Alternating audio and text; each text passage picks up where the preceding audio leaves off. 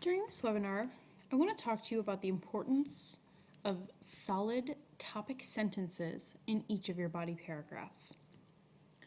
Think about a topic sentence as a roadmap that shows you where it is that you're going. Kind of, my argument starts here, and here's basically where it's going to end up.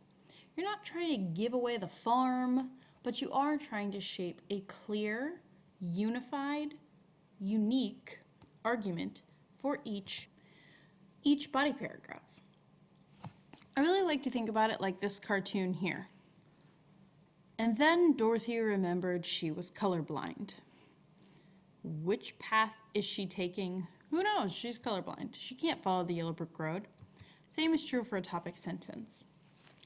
On the AP test, the harder it is for your AP reader to follow your train of thought, the more effort I have to put in to understand what it is you're trying to argue, the less likely you are to score really above a 5. If I have to work really hard, it's gotta be a 5.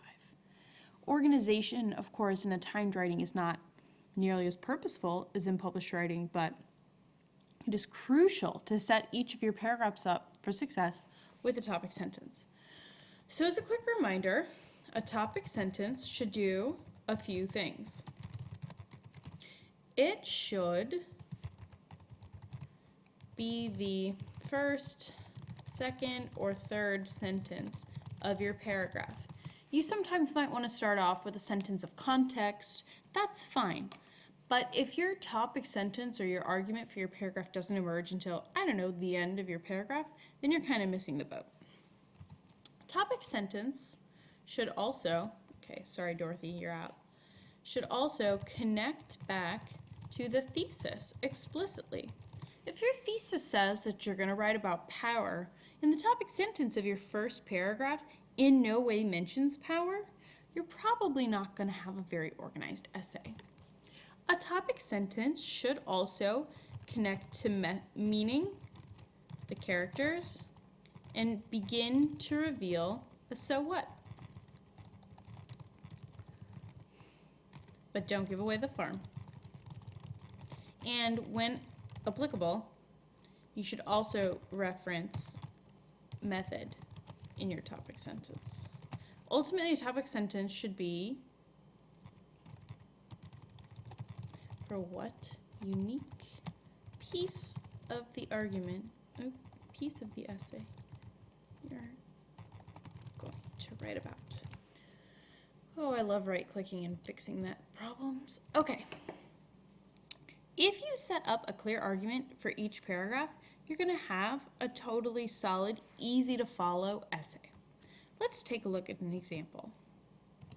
We have here a really strong, interesting thesis about the importance of symbolism in Macbeth. And this is an old essay. Students had slightly different prompts, so have that in the back of your mind. I've highlighted here for you the thesis the student wrote. In William Shakespeare's Macbeth, pause for a moment. Please note that this person correctly spelled the word Shakespeare and italicized the title of the play. Unpause. In William Shakespeare's Macbeth, Shakespeare symbolizes blood and the bloody child and employs hallucinating imagery and details. Here are the methods to illustrate how Macbeth's greedy ambitions progress his descent into madness, in order to reveal how man's corrupt goals lead to his demise spiritually and mentally. To help us out here, I'm actually going to highlight in 3 different colors. Here's my method. Here's my meaning about Macbeth's character. And here's my so what. Here are these things that on the page that Shakespeare uses to show us this dude and how he's greedy. That this student was writing about ambition and how his ambition makes him mad and why that matters at a thematic level. Let's take a look at body paragraph 1, which begins, blood shows up a lot in the play. And then during the war, Duncan observes a wounded soldier and asks, what bloody man is that? Well, this just seems kind of weird to me. Blood shows up a lot in the play. I mean, okay, that's true, but is that an argument that it shows up a lot? I'm not compelled by that argument. It's not telling me what this paragraph is going to be about. Okay, it's FYI everyone, Simone needs to complete the final draft of her unit plan. It's due in 15 minutes. Let's see if she makes that deadline. Okay. This paragraph, let's see what it actually ends up being about. Okay, wounded soldier, what bloody man is that? The soldier's blood reveals honor and loyalty, sacrifices his life for peace and security of the kingdom. Okay, so here's blood as a good thing. Macbeth strives for this type of blood. Yep, he's a good dude. He wants to be loyal. La la la la la. This word is spelled incorrectly. Please, God, no. Anyway, Macbeth's disappointed tone. Okay, so when Macbeth doesn't get to be the next king, he gets disappointed. Oh, and he has an aspiration for royal blood. Ooh, that's interesting. So as soon as he has this aspiration to become royal, he gets corrupted. This is the turning point. He transforms and starts to do bad things. Okay, blood takes on a violent turn. Lady Macbeth. I'm going to make a note for later that actually, I don't think Lady Macbeth belongs in this paragraph because it seems like this paragraph is actually about Macbeth and how blood changes for him. Okay.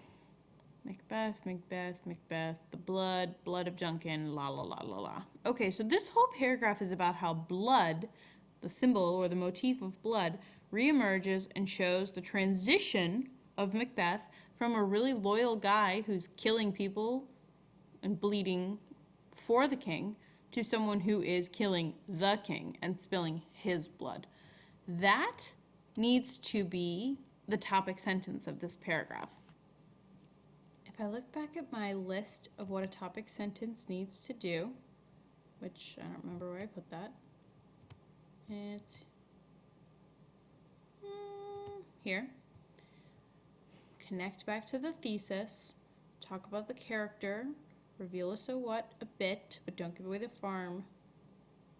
Reference method, in this case that's going to be symbolism, and just provide an argument for this piece of the essay. Well, blood shows up a lot in the play is just not going to do it. So I'm going to try this instead. Blood, which initially symbolizes Macbeth's honor and sacrifice, because that's how I started off. Okay, here's what blood is in the beginning, and it means it's good, and we're killing people for Scotland. Like Macbeth himself, too soon devolves into a symbol of murder and the madness that accompanies bloodlust. This is what I ended up proving in my paper about killing Duncan and Duncan's blood, and etc. Now I checked that this is connected back to my thesis. Symbolizes blood, check. Macbeth's greedy ambition, descent into madness, check, check, okay. Leading to man's demise. Yeah, I think I clearly am connecting to the thesis. And then it makes sense for me to say, hey, originally this is honor and sacrifice, and then it's murder, madness, bloodlust. Oh, during the war, blah, blah, blah, blah, blah. The soldier's blood reveals honor and loyalty. Okay, see, now that makes more sense, and I have a clear argument for how this essay paragraph is going to go. I'm going to use the same process to check the rest of my topic sentences to make sure that they are chronological, connecting to thesis, and just showing what is going to happen in that paragraph as a whole.